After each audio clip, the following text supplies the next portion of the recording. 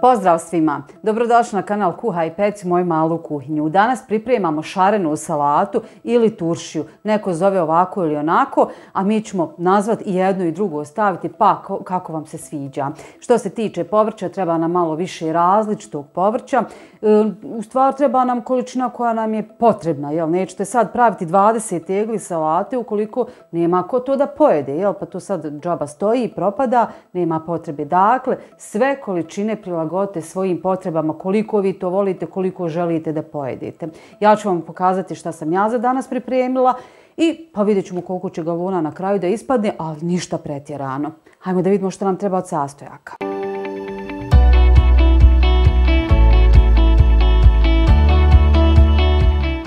Dakle, treba nam kupus, treba nam karfiol, paprike, zeleni paradajz, mrkvice, krastavci. Krastavci su onako srednje veličine, nisam birala male, tako da ih mogu fino da narežem. Karfiol je isto tako jako mali. Ove liske, pošto je to mlad karfiol, ću da iskoristim i da napravim supicu. Znači, da, fantastičan ukus.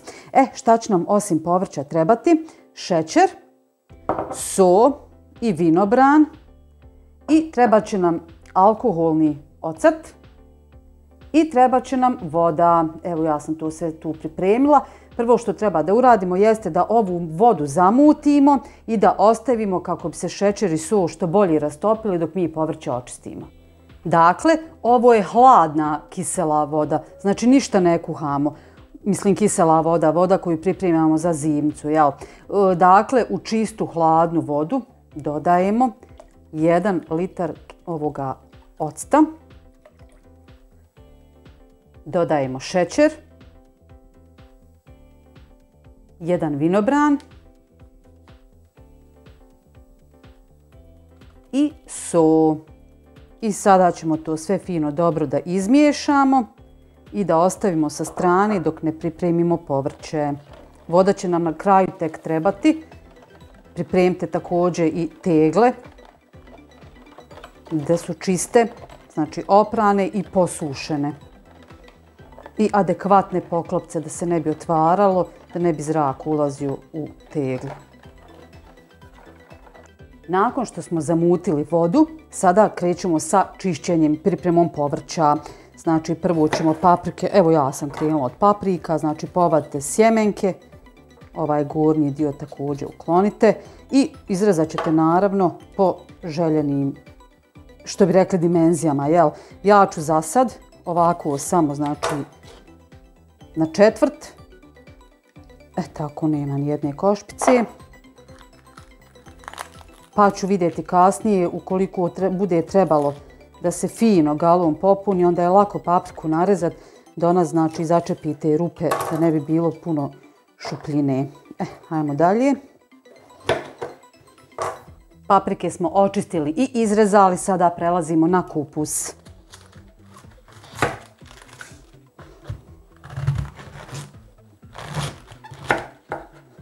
Ovo povrće što gledate je sve domaće, neprskano, tako da ovdje nema problema. Znači, trebalo bi biti idealno kao i uvijek što se tiče zimnice. Naravno da ćete kupovno sve fino, dobro oprati. Kupus ćemo narezati prema želji. Neću ni presitno, ali neću ni prekrupno. Evo ovako na neke kriške. Evo vidite otprilike nekih malo više od prsta širine. To ćemo sve ponovo vratiti u ovu zdjelu da nam ne smeta. I tako uradimo dok ne izrežemo sve koliko ste planirali. Odmah ću očistiti i karfiol dok mi je ovo ovdje sve ovako zaprljano. Kako sam rekla, ovo neću bacati, ovdje ću sve fino obrezati ove lijepe, pogotovo unutrašnje listove i staviti u čorbicu. Evo i ovaj dio također. Znači to ništa ne bacamo. Ovo je mlado, vidite da je svijetlo zeleno. Znači nije još ni pobijelio. Sve ovako, znači odvojite ove listove, koliki želite da budu. Cvjetiće listove, mi to zovemo listove. Ovo je malo tvrdo. I tako, znači, i sa ostalim, ovisi koliko ćete ga staviti. I ostalo nam je još ovo troje. Dakle, znači samo ćemo krastavac, pošto je sve ovo oprano, da mu otkinemo ove vrhove. Znači to nam ne treba. To ćemo sve tako jedan po jedan. Što se tiče paradajza, njemu ćemo samo ukloniti znači ovo zeleno gore. I što se tiče mrkve, nju ćemo oguliti. I to ćemo sve kasnije rezati. Znači ovo dvoje ne gulimo, samo mrkvu. Dakle, paradajz je spreman. Krastavci i mrkva su očišćeni i oguljeni koliko je trebalo. Sada ćemo krastavce da narežemo ovako na kolutiće. Možete vi ostaviti i cijele, nikakav problem. I ovo ćemo ubaciti ovamo da nam ne smeta u ovu istu zdjelu sa paradajzom. I idemo dalje. Mrkvu ću da malo našiljim, a vi je možete i onako sitno nasjeckati na kolutiće. Evo ovako odmah da vam pokažem, samo nemojte predebelo. Znači mrkva mora da bude malo tanja da bi se mogla fino, evo vidite, pa nek bude jednog i drugog. Znači da bi se mogla fino i ukiseliti i kad budete jeli da vam nije baš ono da jedva zagrizete, jel? Evo nas, nakon što smo sve fino pripremili, očistili, izrezali, imamo galone koji su čisti i suhi. Sada ćemo fino da krenemo sa slaganjem. Evo ja ću krenuti prvo od kupusa, njega ću staviti dole na dno. Znači šta god da stavljate, fino pokušajte složiti da ima što manje prostora. Slobodno ćete pritisnuti znači to povrće koje složite ovako dole, da se baš uglavi. Tako. Pa ću dodati malo krastavca. Tako. Ove rupe začepimo da fino drži kupus. Tako. Ajmo sad dodati malo mrkvice. Pa ću dodati jedan zeleni paradajz. Tu negdje. Evo, on se namjestio kako njemu odgovara. Malo karfiola.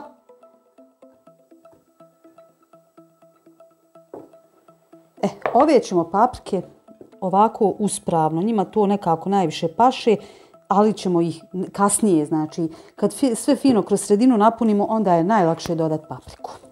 Zato što će ona onda fino stajati uspravno. Slobodno pritisnite. I ove mrvice što pobjegnu.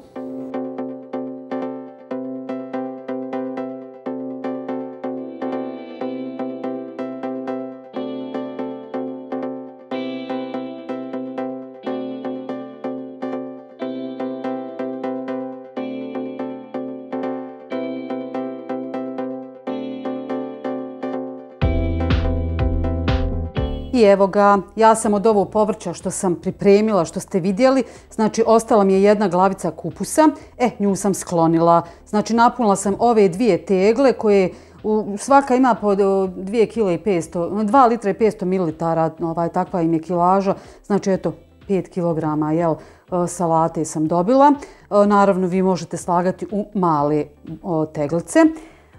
Sada što treba da uradimo jeste da mi to sve fino, vidite, pričvrstimo sa ovim. Ja ne znam tačno kako se zove, mi to zovemo mrežica, ali možda ima svoj naziv. Mrežica za galone.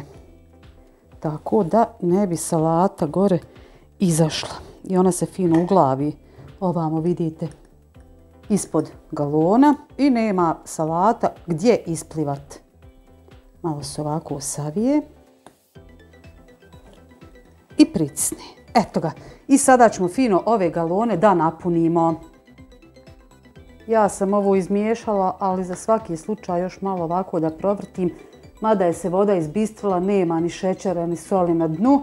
I sada fino lagano zaljevamo povrće.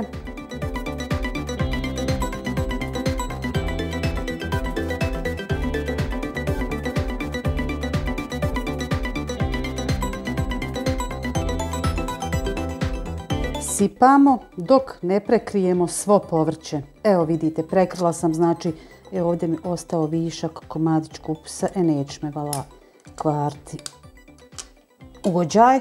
Znači voda je pokrila povrće i pokrila je ovu mrežicu. Ovo ćemo ovako ostavljati, nećemo zatvarati. Vidite da balončići izlaze odozdo. Ne znam koliko primijetite. Znači, vjerovatno će ovo povrće da upije još malo tekućne, pa će zafaliti još malo dozgo da naspemo. Idemo preći na drugi galon, znači isti princip. Sipamo dok ne prekrijemo svo povrće. Evo vidite kako je pokupilo tekućinu, ne znam koliko možete da vidite, ali je pao nivo vode. Sada ćemo doliti još malo. Tako. I onda ćemo sve fino dobro da zatvorimo. Evo kao što ste vidjeli, pošto mi je ostala glavica kupusa, ja sam bila još malo vrijedna pa sam napravila još male 2 teglice. Samo je kupus, malo paprike, imala sam još jednu domaću mrkvu i malo ovog zelenog paradajza i dovoljno. Nisu morali biti svi sastojci kao u ova 2 velika galona. Dakle, kako rekoh, sada ovo sve fino dobro zatvoriti i staviti na hladno mjesto, u mom slučaju u frižider. I ostavit ćemo da ukisne. Ovako pripremljena voda za zimnicu može održati ovo povrće jako dugo. I ova voda je, mislim, balončići su izašli skoro, tako da je ovo spremno za zatvaranje. Eto, dragi moji, jedan dio zimnice što se mene tiče je gotov. Nadam se da će se i vama svidjeti ideja jer ipak domaće je domaće. Još ako imate domaće proizvode, nema apsolutno nikakvog razloga, znači da kupujete kupovnu šarenu salatu ili turšiju kako god hoćete, kad možete, evo, za nekih možda pola sata pripremiti sve sami i da uživate, znači, u zdravom, a ne prskanom, povrću. Eto, znači, ovo što sam ja pripremila sada ide u frižider ili ako imate, znači, dobro hladan podrum ili smočnicu, nije bitno. Uglavnom mora biti hladno i čekamo da ukisne, to je taman negdje u jesen. Eto, ako vam se sviđa, lajkajte, prijavite se na moj kanal ukoliko to niste, pa se gledamo opet. Do sljedećeg gledanja, lijep pozdrav. Ćao!